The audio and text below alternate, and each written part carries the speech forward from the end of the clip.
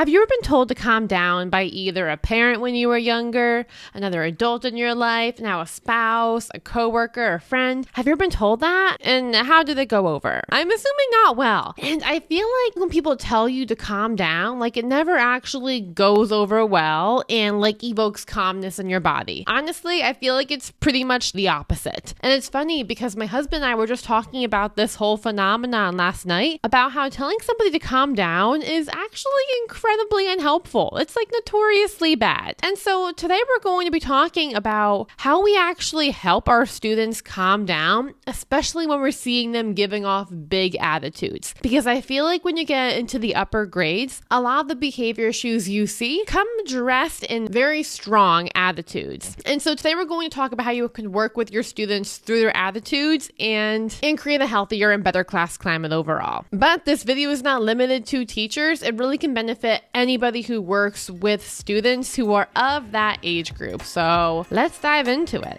Why do we tell people to calm down? We know it's not helpful. And I think it's because we've heard it so much, but that doesn't give us an excuse to keep using it. And I think it's really funny because if we know that calm down is not a helpful phrase to say to ourselves or to our partner or people who are adults in our life, then why do we think it's going to be helpful when we're working with kids, particularly when we're working with older kids? And I think a lot of it comes down to how we view a behavior when we're saying calm down. So what I mean by that is if you see a 4-year-old and you tell them to calm down, chances are they're spiraling into a temper tantrum. But when you see a 13-year-old and you tell them to calm down, chances are they're giving you an attitude. But just like we're more aware now of how we have to teach that 4-year-old how to self-regulate and how to help themselves feel calm, I feel like all of that knowledge just goes out the window when we're talking to the big kids, right? When you're talking to that 13-year-old, that 14-year-old. But I don't think it should. And it drives me crazy to no end when I hear people say something like, oh, well, they're in 6th grade or they're in 8th grade. They should know better. Like, I'm sorry. Our brains are not fully developed until we're 25 years old. What are we expecting from these kids? And when we end up assuming that our students, since they're 13 or 14, they're so big, they're so mature now, they can navigate these situations and calm themselves down, they end up thinking that they can't come to us adults and rely on us for support. And it's really concerning because I see this happening with my current middle schoolers where a kid's going through something and I mentioned talking to your mom about it, your dad about it, your grandma about it. And they're like, oh no, I could never do that. And as a 13-year-old or a 12-year-old or an 11-year-old sometimes, these kids feel like they have to have the separation between what they can and can't tell the adults in their life. And instead they go to their friends, which it's great. Like you want students to have strong friendships, but I feel like it's kind of like the blind leading the blind, you know? How much can a 12-year-old advise another 12-year-old, you know? Even though a student is older, it doesn't change the fact that they still need the adult to come be a part of their life and guide them through those big emotions without feeling they're going to be persecuted or judged and without having the way they're expressing their emotions be taken so personally. So what can we actually do about this, right? We need to view our preteen and our teenagers' attitude not as just an attitude, but view it as them trying to express a need. If a student's having an attitude with you, is it because they feel ignored?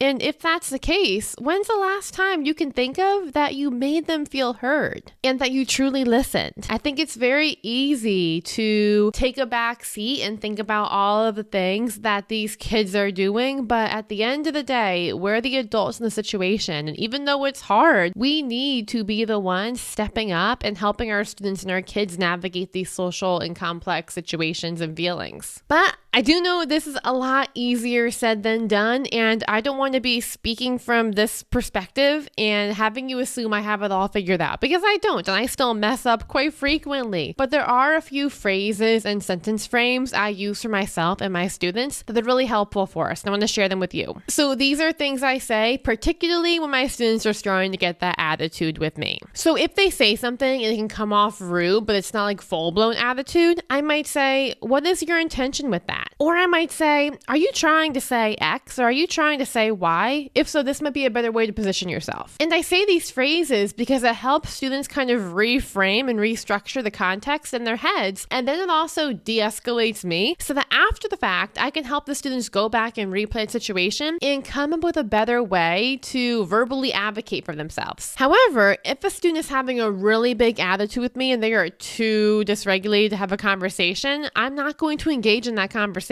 So let's say a student is beyond just attitude, that they're at the point where they're screaming. If a student is screaming or yelling anything at me, I'll say something like, when you're speaking to me in that tone, I will not have a conversation with you. I want to hear what you have to say. I'll come back in 2 minutes. Or I'll do X, I'll do Y. It really depends on the situation and what the student is doing to warrant that response. But I don't engage when it's at that point because then I feel like nothing fruitful is going to come from a conversation where one member just needs to be regulated. And instead, sometimes what I might do is, it really depends on the situation. I might go by the student and try to model breathing. I might give them paper and tell them make these into balls and throw them in the trash can. It really depends on the emotion and how they can express it to get it out. But then after we do that, then we can have a conversation. But what I try adamantly not to do is to just brush off one of those behaviors I see as, oh, fix your face or fix your attitude. I don't want to leave it like that because I feel like so often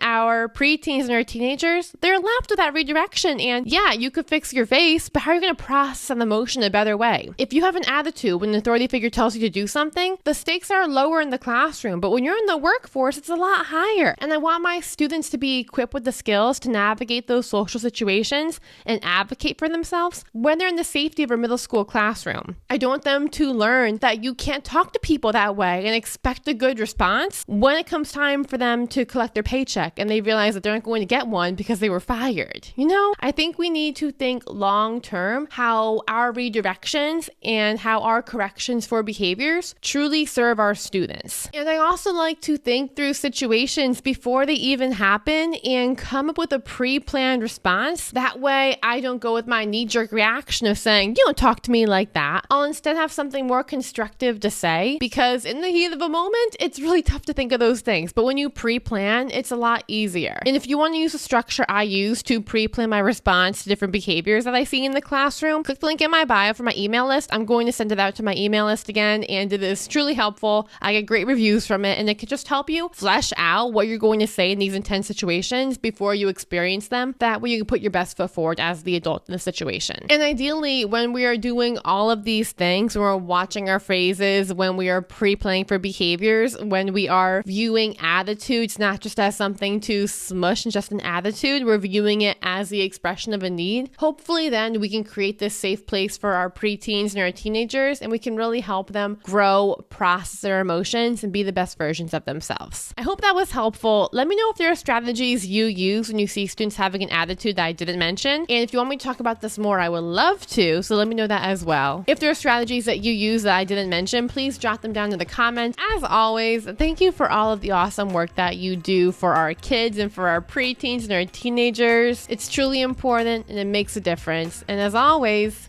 you've got this.